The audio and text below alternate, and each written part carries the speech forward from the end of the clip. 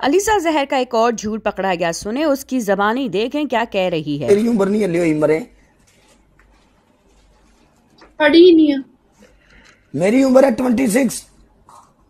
मेरी 20 साल है। इन्ना साल खुदा दा नाम मानने अगे बड़ी गर्मी है। सच्ची सच्ची झूठ नहीं बोलती भाई मैं। अच्छा हाँ जी।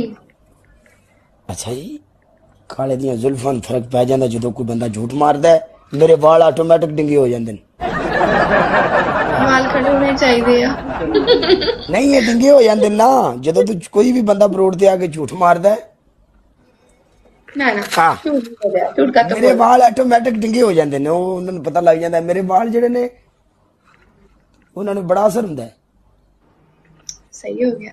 चलिए ना किते